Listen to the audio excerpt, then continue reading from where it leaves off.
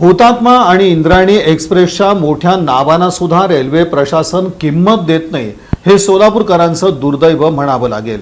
गेल्या काही दिवसांपासून हुतात्मा एक्सप्रेसचं वेळापत्रक रुळावरून घसरले। सोलापूर पुणेशी नातं जोडणाऱ्या हुतात्मा आणि इंद्रायणी एक्सप्रेस याविषयी आता प्रवाशांच्या तक्रारी वाढीस लागल्यात। प्रवासादरम्यान मिळणाऱ्या सुविधांबाबत ओरड आहेच, शिवाय आता हुतात्मा एक्सप्रेसचं बिघडलेलं शेड्यूल प्रवाशांच्या संतापात अधिक भर घालत आहे। मुळात या गाडीची आता कुठली वेळच उरलेली नाही। 5-6 दिवसापासून हुतात्मा एक्सप्रेसच्या प्रवाशांना कोणती किंमतच उरलेली नाहीये। शनिवारी हुतात्मा एक्सप्रेस पुण्यातून रात्री 10 वाजता सुटून सोलापुरात पहाटे दाखल झाली।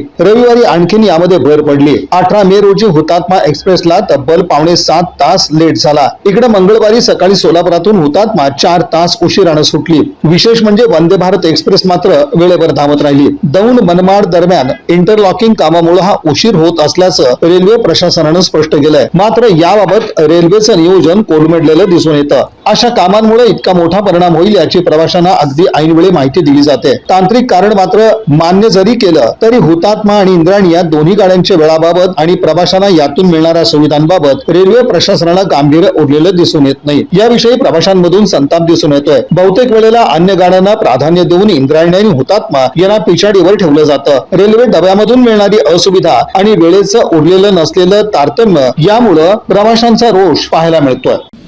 या बातमीपत्राचे प्रमुख प्रायोजक प्लॅटिनम मॉल इंद्रधनु सोलापूर। सोलापुरातील सर्वात प्रतिष्ठित इंद्रधनु सोसायटीचा नवीन भव्य कमर्शियल प्रोजेक्ट आता रेल्वे स्टेशनच्या अगदी शेजारी शहराच्या मध्यवर्ती ठिकाणी।